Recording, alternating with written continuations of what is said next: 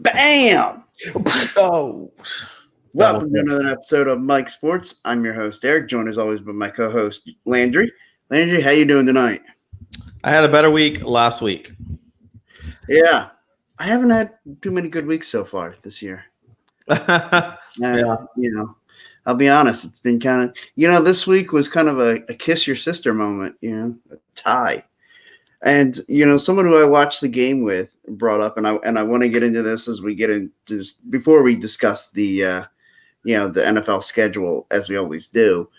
I got asked the question, and I think it was a good question. It is 2020. How do we still have ties in the National Football League?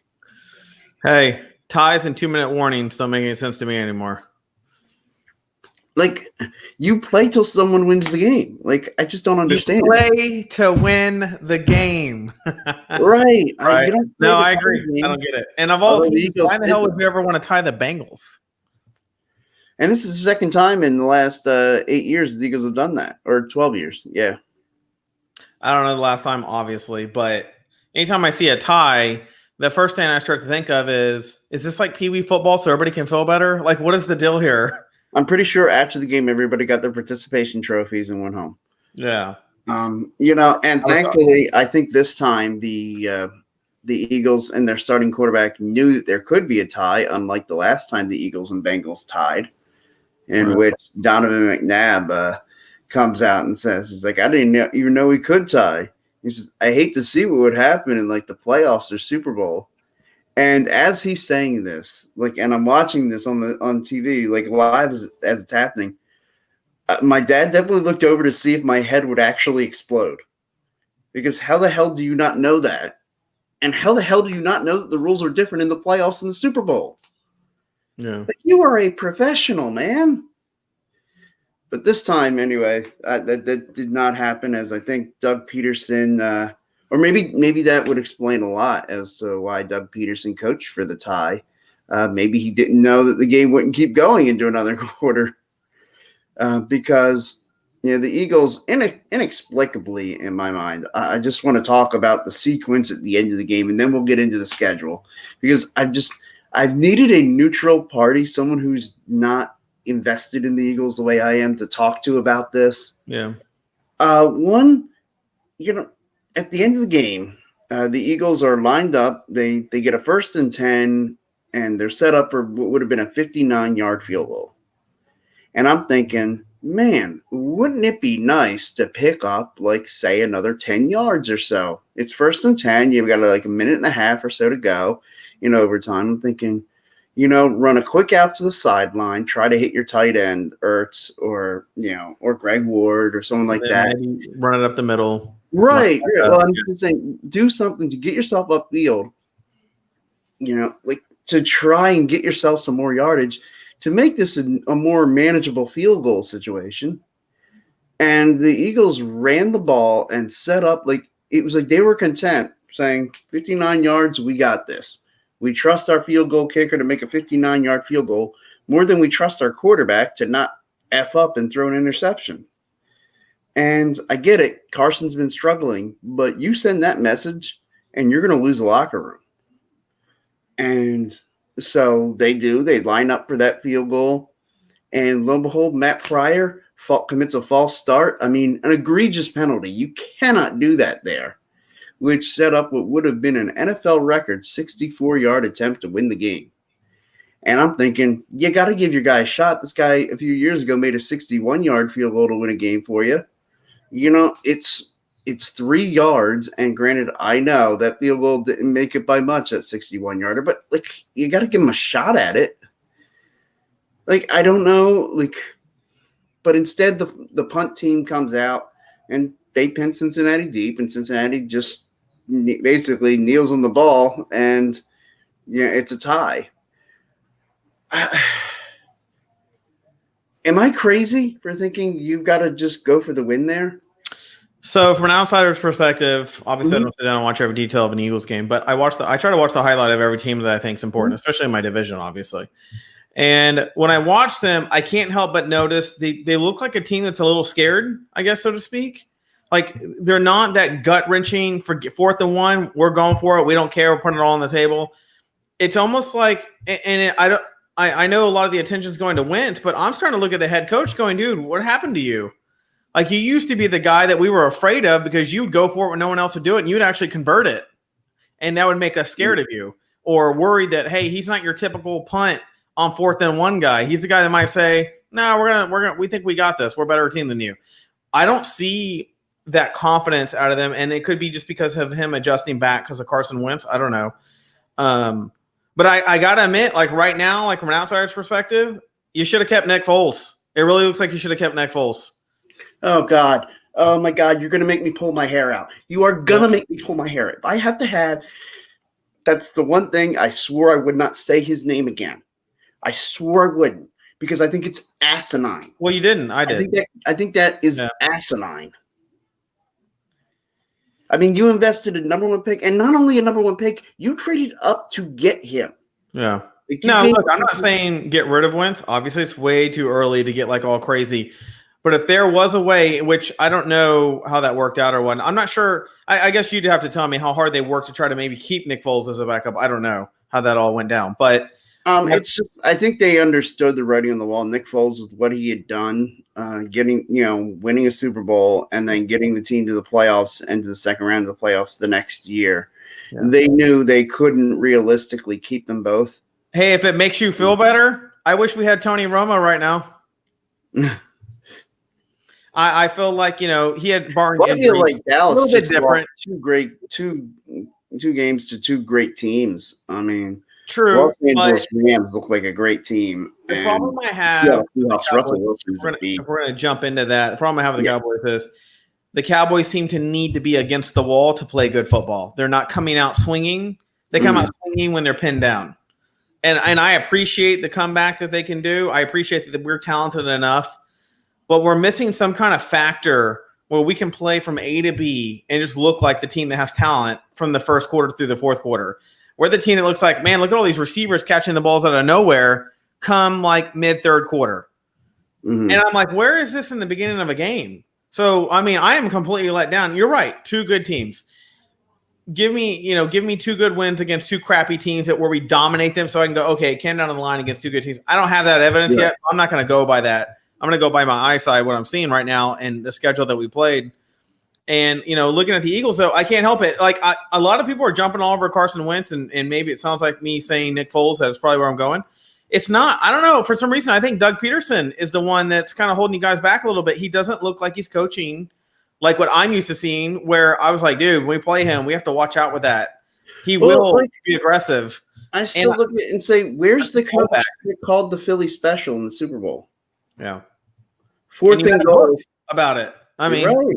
Yeah. Yeah, called Fearless. I mean, maybe the second book is Fearful. Maybe that's his next book. I mean, what do you, though? I mean, tell an outsider. I put more of it on the coach. What is it to you at this point? Because in the Bengals game, Burrow looked better than Wentz to me. Yeah. So I mean, from your perspective, what are you feeling right now about Wentz? You think this is like just a snag he just got to get his way out of? Or are you weary about his direction right now? Or do you think it's just a fad? He's going to get out of it and get back to his game. Like, what do you think's going on? I think he's at a critical point in his career, and he's got to fight his way out of this. Hopefully he's got that mental resolve. I mean, the Eagles have made that investment. He's going to be their guy for the next couple of years. And it's so funny. I have this discussion with Eagles fans all over every Facebook group and everything. Like, they would say, oh, we want to see Jalen Hurts out there. No, you don't. Because if you see Jalen Hurts, that means this team is really headed in the wrong direction. Yeah, I mean, I still would want to try Wentz over Hurts at this point. My thought process isn't even necessarily about which one's more talented. It's about what that says about the direction of your organization. And what that says is that now you're going to have to go into like a rebuild mode because your team is built to be Carson Wentz's team. Like that's what you hear. That I do agree with. And like you have to roll with Carson, and he's got to throw his way out of this. He's got to figure it out. Like I'm looking at stats right now. Yeah, and his stats are bad right now. Like this year, it's been bad. And I get a text message from one of my friends, a great Eagles fan. He says to me, he's like, and he was one of those guys who hasn't been totally sold on Carson this whole time. And he's like, Eric, are you with me now? Carson sucks. And I said, no, I'm not with you. I said, I still believe, like, I've never seen, I think it's amazing. We always say quarterbacks get, all the praise when they win and all the blame when they lose. I've never seen it so much where the guy gets all the blame when they lose and none of the credit when they win. Like, I've never seen that before. Like, it's amazing.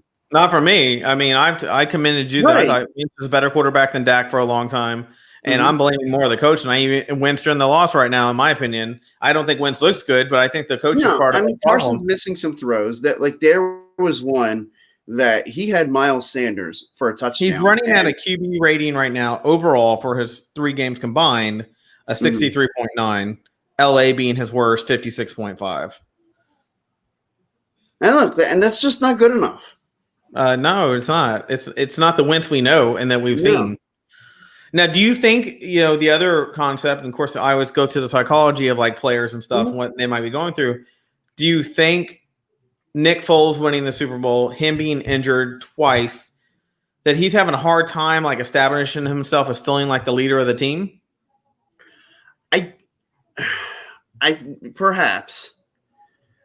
And I mean, I do think there may be something to that. And, maybe it's a mental aspect of, with the Eagles spending a second-round pick, number 53 overall, on Jalen Hurts this past year. And, him not responding well to being pushed by competition in his own locker room.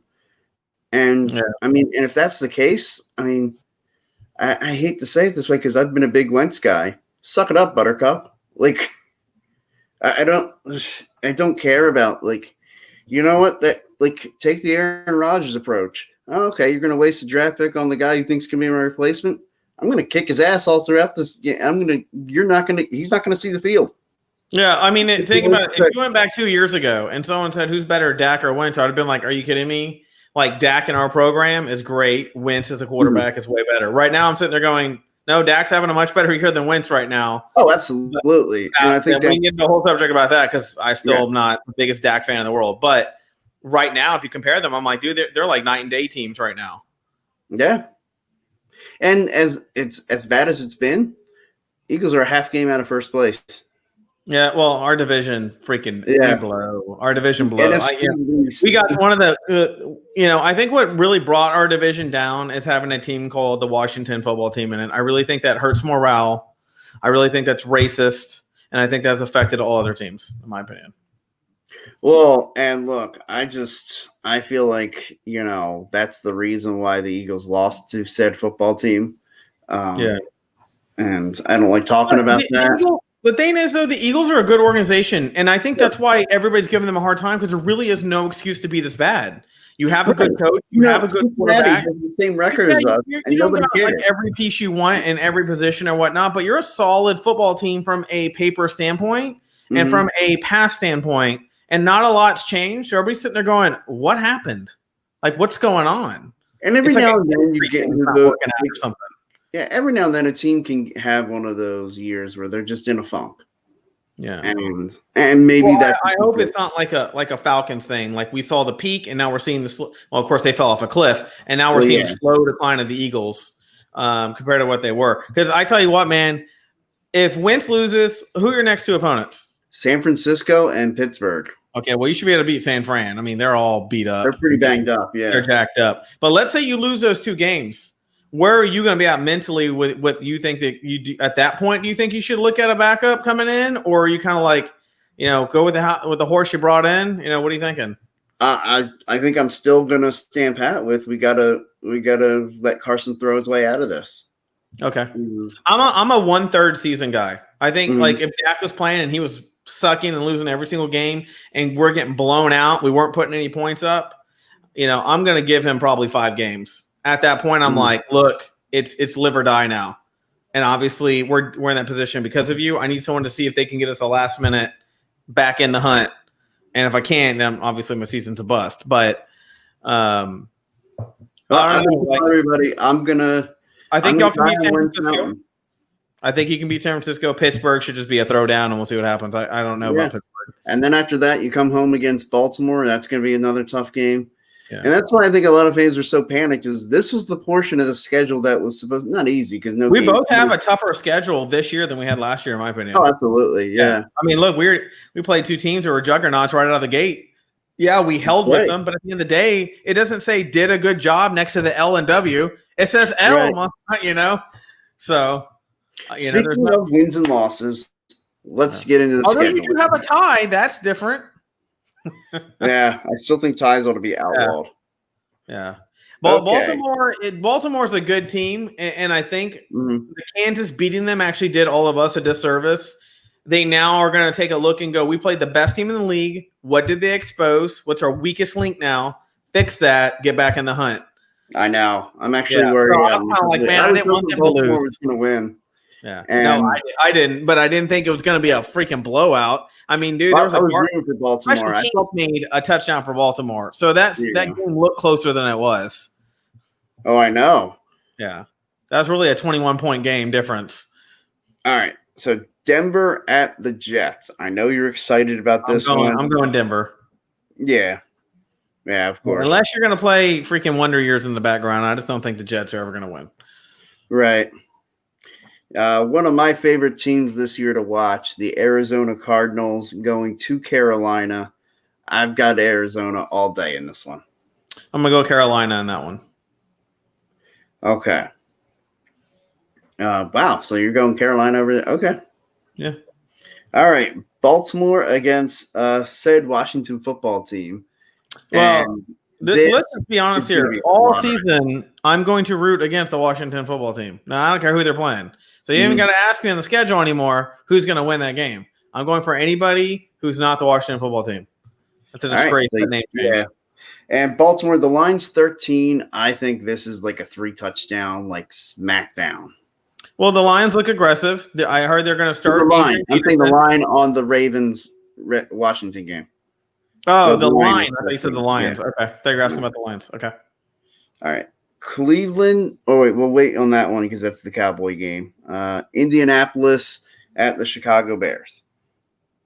I'm going to go with the Bears. I think their switch up a quarterback puts them in a better position to be better than they were the week before. Yeah, I mean, I'm going to go Chicago as well. You know, I still got my love for Nick Foles. So yeah, Foles gold. Yeah. Let's see how he look. If he blows up in this game, I'm going to rag on him like crazy. But if he does good, I'm going to go, he's got Philly in his back pocket. All right, the Jacksonville Jaguars at the Cincinnati Bengals. Got to be feeling good coming off that great hard-fought tie. Yeah, I'm going to go with I like Burrow. I think Burrow can edge them out. And the Jaguars are junk right now. So yeah, Jaguars are trying to lose. And let's face it, a Tiger, Bengal Tiger, is much bigger than a Jaguar. That's sound logic there. Sometimes I don't, when you don't know who to pick, you just start picking shit out like that to go with to help you make a decision. Yeah, it's logical. It's you know what? You convinced me. I'm going to go with you, Cincinnati. Yeah, because the Bengal Lion's going to. Yeah. All right, the Tampa Bay Buccaneers against the LA Chargers.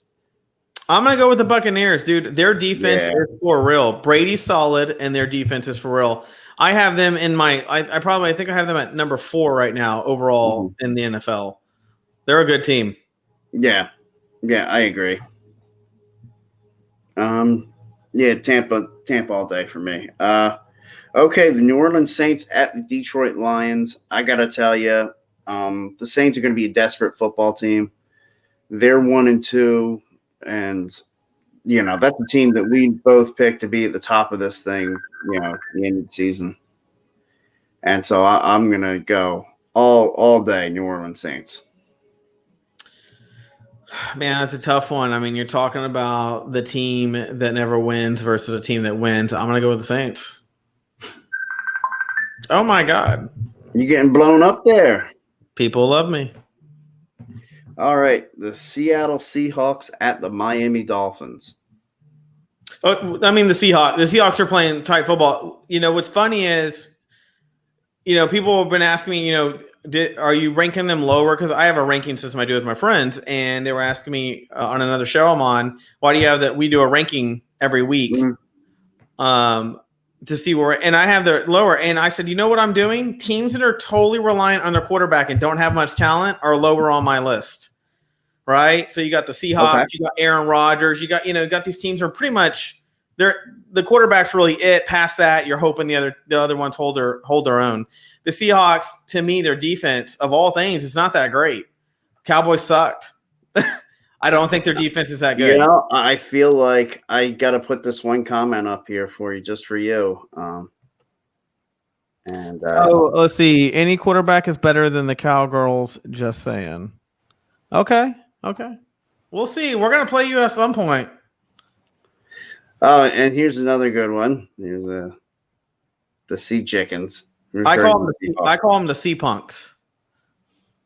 Seattle Sea Punks. Okay. But to me, they just got this thuggish style about them. Obviously, it comes from Pete Carroll and his style of letting anybody do whatever they want, act like crazy fools. I feel like I'm watching some movie where people are robbing houses and shooting people and laughing all the way. Okay, so we'll move on from that one. The Seahawks, Dolphins. I do think I'm with you. Seattle, though, all day. Okay. Russell Wilson is a beast. New York Giants at the L.A. Rams. The Rams. The Giants could be a team that either has one win or no wins this season. They just look bad, and it's all thanks to wonderful coaching by Jason Garrett on offense, in my opinion. Yeah, I mean that Giants team looks bad. They don't have Saquon Barkley now for the rest of the year. The Cowboys, even despite their losses, got to be feeling pretty good about. Well, if their offense isn't doing too well, we didn't really lose that much, did we? Yeah. I mean, this is the Rams. The line's 13, and I like Jason Garrett as a person. I don't like rag on him like from a personal standpoint. Just as a head coach or even offensive coordinator, I'm not sure that's what he's supposed to be. Sure. Yeah. But yeah, I'll go Rams too. I mean, like I said, the line on the game is the Rams minus 13, and I think the Rams easily cover that. In fact, I'll probably place a wager on that one. Buffalo Bills at the Las Vegas Raiders, and I gotta tell you, I am so give it up for me. Who called it? Who called it? I will own it when I'm ready. What? They won what? How many games have they won? 2? No. They are 3-0. Oh, yes, they are. Who have they played? Buffalo Bills. Who have they played? They just played the Rams last week. Okay. Everybody has a winning day. Now, what other 2 teams? Other teams. Miami Dolphins. Yes, they did beat the Miami Dolphins. And what's the other team? It doesn't matter. Yeah. So in my head, I don't remember. I'll have to. They beat one good team. The other 2 teams, no one cares. But who did they play week 2? I don't know. They covered. I mean, there's no one I cared about. Otherwise, I'd probably know it. Yeah, me and you, I can't wait. Like, this is going to come down. It's going to be one of those end of seasons. I told you so. Either I'm going to get smoked or you're going to be smoked. And it's got to be some kind of like thing going on here. Like you have. I know. There's got to be something. Like maybe we'll get the. Maybe we'll get you to, instead of the superimposed Dak back there, maybe we can get like Josh Allen back there if I get this right. Or whoever wins, the other has to buy the other a bobblehead of the other team. And you have to have it on screen during the, whatever. Something fun, goofy. We'll have some fun with it. Something that doesn't hurt my feelings because, it's politically correct stuff. And something that will help the Washington football team. And definitely nothing monetary. I don't want it to just be where I have to send you a check or something. Hey. You're like, wait, hold on. I can get money in You're on your own on that one. All right. Next I'll up. Send you $2 bills, maybe 4 for how many Super Bowls they've lost, but that's all right. So yeah, did we actually pick again? I picked the Bills. Who are you taking? You taking the Raiders or Bills? Where's it at? Vegas. Raiders. Okay. Yeah. I think the Bills are nothing. Look, they did surprise me in Miami, but I was like, it's Miami. Play a real hot weather team like Tampa Bay, beat them, and I'll be like, all right, you're good in hot weather teams. look, I'm not sold on the Bills. I'm just not. You're like they're going to win their division. They're going to dominate. Yeah, All of a sudden, Buffalo roaming across the United States. They're going to replace all your dollars in your homes. You're just too crazy about it for me. It's not that I don't think the Bills can play football. I just don't think they can play to the level you're talking about. All right. We'll see. The New England Patriots are going to be going to Kansas City. The Chiefs riding high off their big primetime win. I'm going Chiefs, but here's what I will say. Mm-hmm. I think the Patriots at some point, I do think they will make a trade before the trade deadline, and I do think they will go get themselves maybe a Beckham or somebody, and they will become a more threat by the end of the season. And when they play Kansas again, I think that's when they'll probably be primed and ready to take them on. That's what I think is going to happen. Knowing Belichick and his last-minute BS he always pulls off every year, where he brings in some dude we all forgot about but turns him into applesauce, I think that's going to happen. So right now, though, Chiefs, I think the Pats will lose by 14. Just like the Baltimore Ravens did. Now, see, right now, I'm thinking this might be a prime spot for an upset. And okay. I'm thinking the Patriots are a good candidate to knock them off. So I'll take the New England Patriots. I just can't see it. After watching the Pats try to bounce that freaking ball in on the 1 yard line and getting destroyed, I'm like, they just don't have the upfrontness to me to beat the Chiefs. All right. So you're going Kansas City. I'm going. Yeah, I'm gonna go Kansas by 14. Yeah. Okay. I'm going. All right. Monday night. That's at Arrowhead. Is that at Arrowhead? Yes, that's at Arrowhead. Oh, definitely 14. Yeah, no doubt. Well, I mean, you gotta understand, home field doesn't mean what it usually does. You know me. I'm all about travel. If you have any lag on you, it just that little 1% difference against a team like Kansas. Just give them 1% when they already have 20% up on you. I mean. Yeah. All right. You got a point there. All right. Green Bay. Atlanta Monday Night Football. I'm going to go Green Bay. I'm not going to lie. I underestimated the Green Bay Packers. They are playing some real football. Yeah, Rodgers looks back in step. I think he's tired of hearing the noise that if he doesn't get another one, he can't win a Super Bowl. He may not be considered, in the top whatever. When the NFL rankings came out for quarterbacks, he was like number 13. I think that really ticked them off. I think there's just a lot going on with Rodgers. He's got that chip that he had in the draft of being so far down, getting picked. I think it's all renovated. But again, they're a team dependent on him mainly, and there's not much else to them. So the first, team that they run into, like I don't have their schedule in front of me, but the first team they run into with any kind of both sides of the ball are strong, I think that's when they'll lose. But in this game, no doubt. I don't have a lot of faith in the Falcons. Yeah, I don't either. Jaguars, they come and go. They get a little moody sometimes and pull off a win. Oh, my God, this could be the resurgence of them. Mighty Ice looking good again. They just don't. Long term, I have no faith in them. I think this could be an upset spot, but I'm not going to pick it. Green Bay is going to win. But I wouldn't be totally shocked if this is like one of those spots where all of a sudden you get a surprise on Monday Night Football. Okay. So that leaves us with 2 games left to go. You know what? Last week we talked about the Eagles game first. This week we'll talk about Dallas, Cleveland first. So yeah, go ahead. Who you got? Who'd you say? Dallas, Cleveland? Yes. I mean, the guy who does more commercials and he has wins. I mean, what do you want from me? What do you want from me right Hey, look, now? Those commercials are hilarious. Some of them. Look, I like the one where the toilet's broke and he's trying to figure out what stall and everything. Like, that was pretty good. But, okay, is it at the Browns or at the Cowboys? I should know this. At Dallas. Okay, yeah, Dallas. I'm going to go Dallas by 10. Like, I don't think it's going to be a wipeout or anything because, again, anytime a team Dallas doesn't have someone beating them down, they don't play that good of football. And, and the fact that is like Beckham hasn't done much. They're just like they're not a well-oiled machine right now. Now they have surprised me from time to time, but at this point, I mean, it's the Browns. I can't root for the Browns. Even if they weren't playing the Cowboys, I'm sorry, I just don't think the Browns are going to win much. I think Baker Mayfield is replaced after this season, my opinion. I gotta love the energy that Sydney McCoskos brought to us tonight with her picks and saying the Cowboys will lose. But I'm not going Let's out see. on that one. Any quarterback by the Cowboys. Okay, Baltimore will win, she said. New Orleans Saints all the way.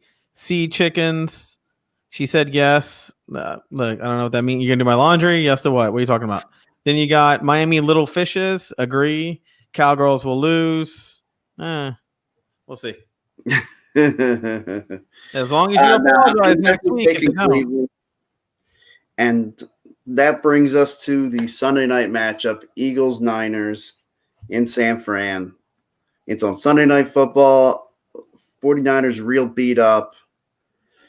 Please tell me I got a chance this Sunday. I mean, look, I think you do. First of all, I think the Eagles have a chance. Look, again, I know a lot of Cowboys fans who are like, fuck the Eagles, whatever. I'm not biased. I think the Eagles are a good football team. They just have some kind of psychological thing to me going on where they're in their own heads or tripping on their own feet. Like they're just not.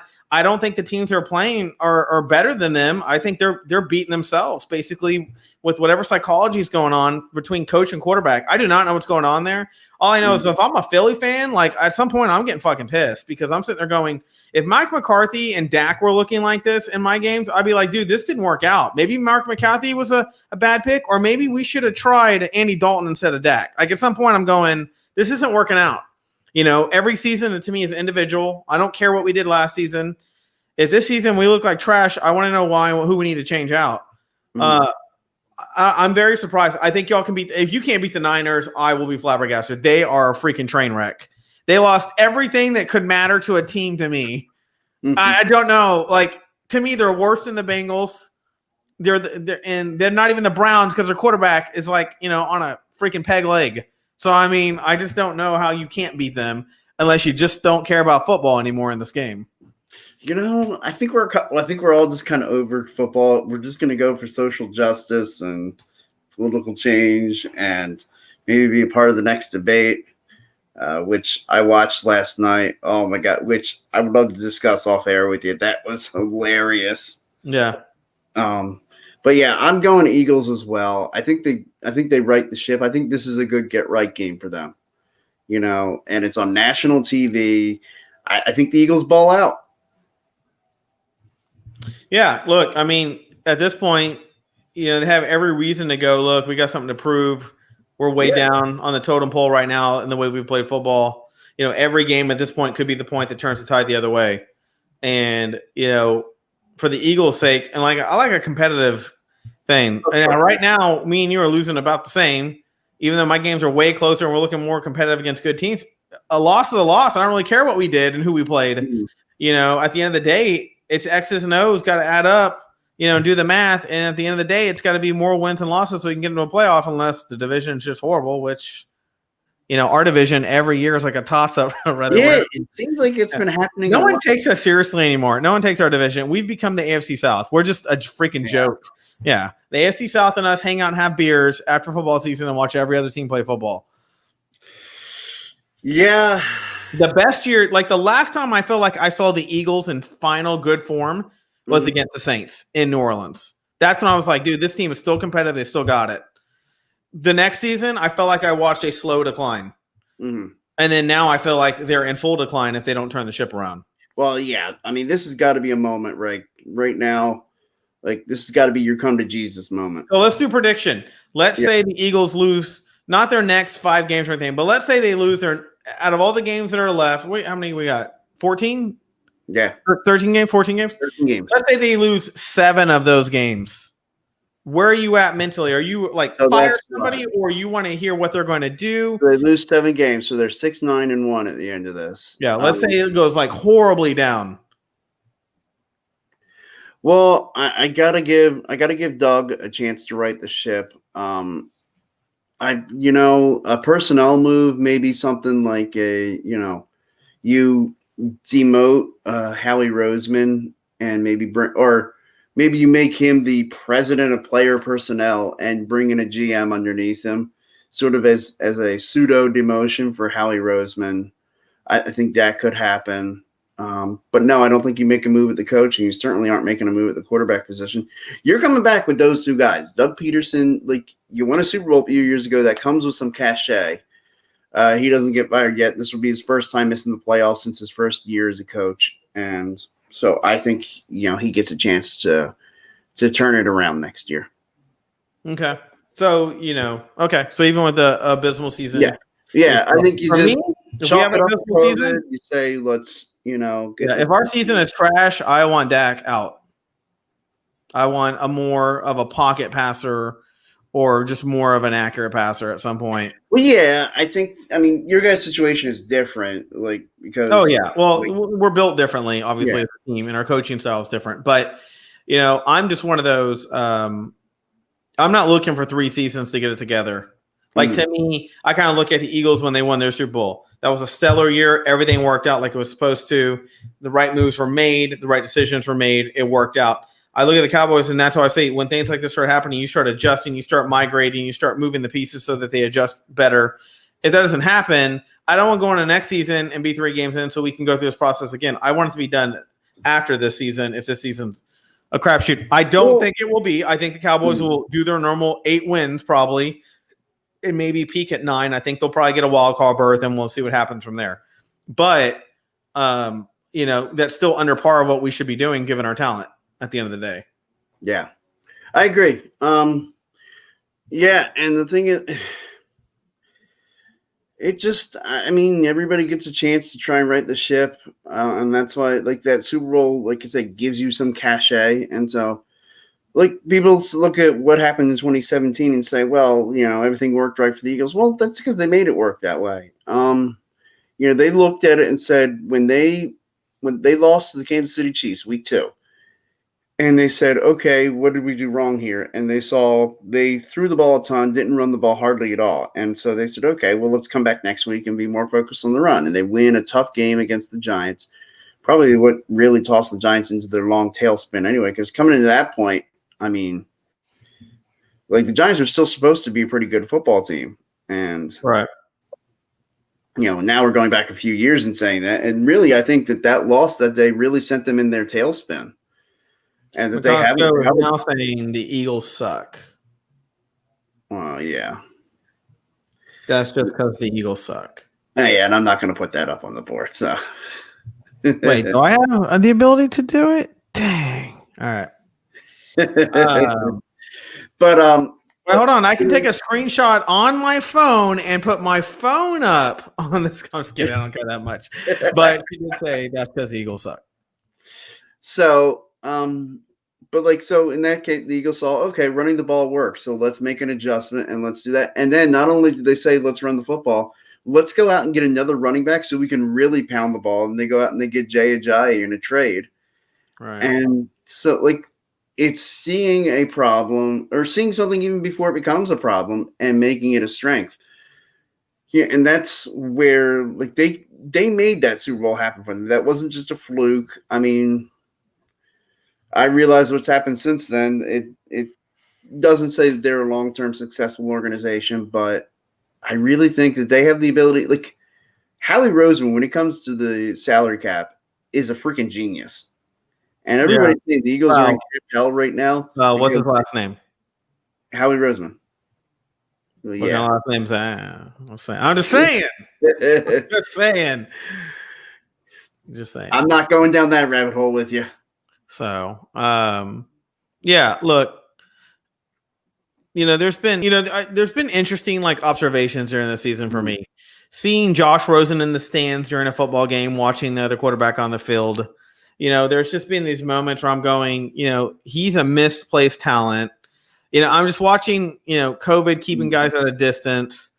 We got the Pittsburgh Titans game being moved around because of COVID or whatnot. And I always thought, look, one of these teams, someone's going to slip up. Oh, yeah. Something's going to get messed up. But it's good when this happens because it just makes all the other teams button a little more up so it doesn't happen to them. So, they just became the example basically now. Now, what I do think is interesting is the league finding up to $1 million or suspension for coaches not wearing masks. That was pretty funny. They came out aggressively at coaches for that. That's good. And then John Gruden getting fined for that. Yeah. $1 million. That's insane. $1 million. Exactly. And of course, the owners are probably going to pay that fine for them. So it's probably going to be irrelevant at the end of the day. And then on top of that, you have I thought it was funny. Andy Reid has a defogger built into his mask now so that it doesn't fog up because he became a funny GIF for everybody to use with the fog thing. So, I mean, there's just some funny stuff. And I'm looking at this thing kind of going, this is like one of those seasons where I don't know if whoever wins the Super Bowl we're going to take seriously. It's one of those, like, remember during the NBA when it was in 95 or whatever, and then you had MLB in the championship that year. Or no, I don't even think they had one that year. But when everybody went on strike and whatnot, it's like whoever wins during those seasons is like, competition wasn't where it was supposed to be. People mentally weren't as good as they would have been normally. Football seems to be a little different. I feel like football is pretty close. Like these guys look like they're throwing down pretty well out there. I mean, and so football right now is the only sport I can honestly say that I'm watching, and I'm like, we're running 100% speed right here. There's no laxing. There's no chilling. There's no, we'll do better in the playoffs. No, football's like they took off from the gate. I'm really proud of them because college was a complete gum up. Jesus, these conferences, well, we're in, now we're out, no, we're in. I mean, this is, I think what it is they don't want to be left out, not making money while the other ones are banking. And they saw these other conferences saying, hey, we're good. Look at the NFL. Let's follow something similar to their protocol and get in. And Big Ten, and then the Big Ten's like, oh, well, I guess we'll play too. Like, I mean, it's stupid what I'm witnessing. There's a great video. You should check this out. I'm sure it's somewhere here on YouTube of this guy. He's dressed in a shirt that says SEC, and he's got this good-looking girl that's there with him. With her in a Big Ten shirt, and she's in there. Why are you going to try? No one's going to take you seriously. You're not going to be a real champion. And he goes, I have to try. And he goes to get in his car, and then this other girl walks up in an ACC shirt, and he's like, like, dude, come on, like you guys aren't even that good. Like Clemson, and 4 straight national championship games. I'm like, all right, well, you won one of them. All right, fine, get in the car. And so they get in the car and they go to pull off and they see this big grizzly dude in a Big 12 shirt. Oh, yeah. No, I've seen it. Yeah, I've seen that one. And so I was like, wait, I've seen this. Yeah. And then you see like this skinny white dude run up in the American Athletic Conference shirt. He's like, sorry, car's full. What did she say? Let's see. We got a comment. This was 2 years before I was born. No one cares. Well, if you comment on something, that would be caring, just psychologically, in case you didn't know. What I do think, though, is going on is SmackDown. But I also think that COVID has just put a very residue on most sports, and the NFL almost seems like they don't care. Like in a good way, not like we're not going to pay attention to anything. They just seem like they really don't care. I think the NFL is playing to win instead of playing cautiously, and I like that about them. It's brought back what we've all missed. The only thing that's really drove me nuts about the beginning of the NFL football game is what the pollster showed. All the Black Lives Matter, all the social justice. Now, no one cared about that according to polls. People wanted that out. It dropped ratings. So, and now it seems like when I'm watching the game, I'm seeing like one commercial only now. Like it seems like it's all toning down now. Now let's see how that goes. My fear is that we're going to get to the Super Bowl and they're going to do some big blow up about it again during the Super Bowl, and that's going to piss everybody off again. But the ending, so they're not going to care. Yeah. So I think that's what the NFL might be doing. Look, Roger Goodell is I don't know how many people know a lot about him, but me being a business person, have my own companies and invest in stock. I pay a lot of attention to the NFL and whatnot. And I've watched a lot of what Roger Goodell has done to raise NFL stock. He has made it possible for each team to make about $222 million in profit a year. That's after all expenses. That means that's $222 million that I can spend on anything that I want to do for my team that year that no money's taken away from or pre-planned. And obviously, let's say budgeted. That's all because of Roger Goodell. I don't really like Roger Goodell personally. I want to fight him personally. He's a secret. People think he's like some kind of conservative. No, I think he's a secret liberal person, and that's okay to an extent. But I think he practices on the fly discretion, which I can't stand about him, versus just having policies. Like the fine system is a good example. I can't stand the fine system. Right. It's like $3,992.54. I'm like, dude, just make it $3,500. What is this change bullshit? Or make it a percent, a dead percent. I think that's what it is. It's a percentage, and so like not if you watch Hard Knocks. On Hard Knocks, if you look at some of the NFL fines, when people before you even know who they're going to, they know their numbers.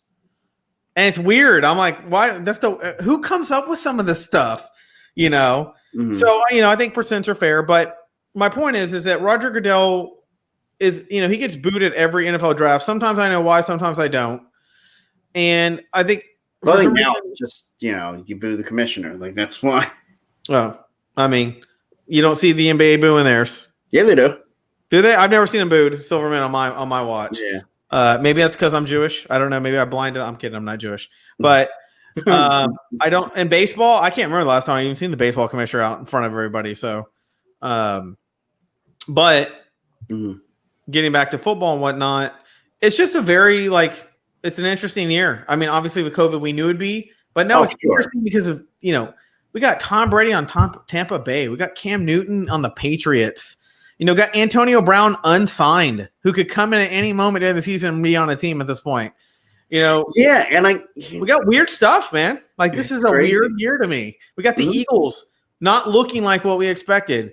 We got the Cowboys looking like they're going to win every game, only to lose it in the last 30 seconds of every game. I mean, we got just stuff that doesn't make sense that we all think we know the answers to, which I always think is funny because there's people that get paid millions of dollars to figure this out, and we think we know. Sometimes we don't. But taking a step back and looking at it as a totality, the season is just, to me, when I put a word to it, I'm like, this is a very interesting season. There's a lot of weird dynamics that weren't in this position last year, and not because of COVID, just player personnel changes. It's just a weird year to me. And it's a year where a lot of these quarterbacks that came out of the draft a couple years back with Baker and all these guys, now they're all being looked at. Are you the quarterback or are you going to be gone? Trubisky, Mayfield. We got guys basically going to be tossed, I think, by the end of the year. Yeah, I think it's safe to say that Mitchell Trubisky won't be back in Chicago next year. Yeah, I think it's safe to say that, and could that be a potential landing spot for Dak Prescott, Chicago? I don't know. He doesn't seem like a Chicago guy, but no, he doesn't. I didn't think Nick Foles was a Jaguars guy either. So I mean, I saw how that worked out. Yeah. Well, look, there's no God on the Jaguars. There's no religion down there. He needs to be somewhere where religious temples are all around the stadium, and that's just my opinion. I think our parking lot in Lincoln, outside of Lincoln Financial Field, was a pretty religious area. Wait, what was it? The parking lot outside of Lincoln Financial Field. No, well, then you haven't looked at the map, because when anybody outside of Philadelphia, it's just one big prison lot with a barbed wire fence. I mean, that was the old mental hospital. That's By the way, look at the glitter on my microphone. Yeah, I think I'm permanently in the 80s under a disco ball with just glitter constantly. I know. I'm just waiting for you to break out into a little disco fever here. Yeah, no, I can't do that. No, won't happen. No, I don't got that. All right, guys. Well, I think everybody who's tuned in tonight, we've given them a lot of good content. I gotta say, I'm surprised at the quality of football that we've gotten. Is this a statement that we don't really need preseason? I say coaches say no. I say fans say yes. Okay. I've seen a lot of coaches basically look at the game and go, he would have been better had we had some preseason with him. Or, wow, that guy we cut's on another team. Had I had preseason, I would have kept him. I probably would have saw some of that. Right. So, I mean, it all depends on your perspective of preseason.